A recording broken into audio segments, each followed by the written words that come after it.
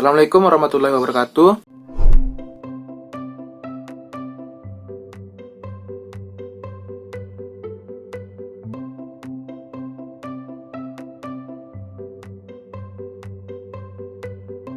Metodologi dalam pengembangan software selalu dikaitkan dengan kerangka kerja atau framework karena menggunakan pendekatan sistem informasi. Tujuannya adalah untuk membimbing peneliti dalam mengembangkan software tersebut. Terdapat berbagai metodologi yang telah dikemukakan oleh para ahli dalam bidang pengembangan software untuk keperluan pengajaran dan pembelajaran berbantuan komputer atau PBK. Poin A. Masalah pengembangan multimedia. Perangkat keras dan perangkat lunak dapat berfungsi sebagai pendidik. Dengan demikian, pendidik bukan lagi dipandang sebagai faktor satu-satunya dalam pembelajaran, namun ada pula peserta didik dalam proses belajar beserta sumber belajarnya. Peserta didik belajar dengan aktif, baik fisik maupun mentalnya, seperti berpikir secara rasional, berpendapat dengan logis, atau memecahkan masalah dengan baik. Peserta didik belajar dengan menggunakan perangkat atau media. Pendidik berperan sebagai pembimbing, pengarah, atau fasilitator untuk memberi kemudahan kepada peserta didik dalam belajar. Ilmu pengetahuan selalu berubah dengan cepat.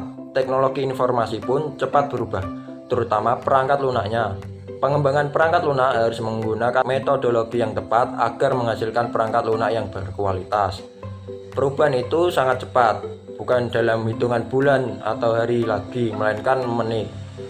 Akibatnya, jika tidak mengikuti perkembangan dan perubahannya dalam sekejap, akan tertinggal cukup jauh. Pengalaman program belajar atau pengalaman belajar ini memanfaatkan berbagai sumber belajar. Perangkat lunak bisa dibuat sendiri oleh pendidik atau by design. Namun demikian, agak sulit jika setiap pendidik membuat software yang sesuai dengan kebutuhan pembelajarannya. Karena di samping diperlukan kemampuan profesional tertentu, juga diperlukan banyak waktu untuk membuatnya. Sistem pendidikan berbasis teknologi informasi dan komunikasi tidak terlepas dari sentuhan psikologi peserta didik. Oleh karena itu, terdapat beberapa unsur yang perlu diperhatikan untuk dimasukkan ke dalam pengembangan software untuk keperluan pendidikan. Di antaranya berhubungan dengan kehidupan yang sebenarnya atau hands-on, pendekatan indirect atau tematik, menyenangkan, memberi penguatan yang positif, pencarian dan pengaplikasian, serta pendekatan menyelesaikan masalah. Pengembangan suatu software tergantung kepada tujuan, keperluan, dan berbagai faktor lain yang berkaitan erat dengan pembuat software. Grudin et al. Menyatakan bahwa pengembangan software memerlukan pengelolaan yang sistematis dan melalui langkah-langkah yang sistematis, sehingga terbentuk suatu sistem yang kompleks. Pengembangan software multimedia dalam pendidikan meliputi 5 fase, yaitu yang pertama, fase analisis, yang kedua, fase desain, yang ketiga, fase pengembangan, yang keempat, fase implementasi, dan yang kelima, fase penilaian. Yang pertama, fase analisis. Fase analisis ini menetapkan keperluan pengembangan software dengan melibatkan tujuan pembelajaran, pelajar, pendidik, dan lingkungan. Fase analisis ini dilakukan dengan kerjasama di antara pendidik dengan pengembang software dalam meneliti kurikulum berasaskan tujuan yang ingin dicapai. Yang kedua, yakni fase desain. Fase desain ini meliputi unsur-unsur yang perlu dimuat dalam software yang akan dikembangkan berdasarkan suatu model pembelajaran ID atau instructional design. Yang ketiga, yakni fase pengembangan. Fase pengembangan ini berasaskan model ID atau instructional design yang telah disediakan dengan tujuan merealisasikan sebuah prototip software pembelajaran. Yang keempat, fase implementasi.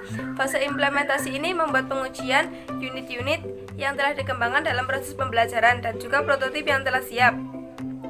Yang kelima, yakni fase penilaian. Fase penilaian ini mengetahui secara pasti kelebihan dan kelemahan software yang dikembangkan sehingga dapat membuat penyesuaian dan penggambaran software yang akan dikembangkan untuk pengembangan software yang lebih sempurna. Saya akan menjelaskan tentang pengembangan multimedia untuk pembelajaran. Nah, pengembangannya itu sendiri untuk apa sih? Pengembangan multimedia untuk pembelajaran ini ditujukan agar multimedia itu nantinya lebih sempurna. Jadi ada fase-fasenya agar dia itu lebih baik lagi si multimedia ini. Nah, fasenya itu ada 5. Yang pertama itu ada fase analisis, di mana di sini terjadi proses perancangan antara pendidik dan juga pengembang software. Perancangan ini sesuai dengan kurikulum yang ada. Nah, kemudian setelah dirancang ada fase kedua. Fase kedua ini adalah fase desain, di mana di sini mengumpulkan semua unsur-unsur yang akan dimasukkan ke dalam multimedianya itu nanti. Nah, unsur-unsur ini dikembangkan sesuai dengan model pengajaran instructional design. Nah, kemudian ada fase ketiga. Fase ketiga ini yaitu fase pengembangan, di mana di sini yaitu pembuatan si software dari yang tadi perancangan, desain itu digabung di sini. Jadi dia itu dibuat. Kemudian ada fase keempat. Fase keempat ini dia namanya fase implementasi, di mana dia itu diuji bagaimana si software ini berlaku gitu berjalannya. Kemudian setelah diuji, dia itu ada fase kelima, di mana dia itu dinilai atau penilaian ini fasenya. Jadi si multimedia ini dinilai bagaimana jalannya, apakah dia memiliki banyak kelemahan atau kelebihan. Dan nantinya itu datanya dari penilaian ini akan digunakan untuk pengembangan si software ini ke depannya agar lebih sempurna lagi. Nah, seperti itu untuk pengembangan multimedia untuk pembelajaran.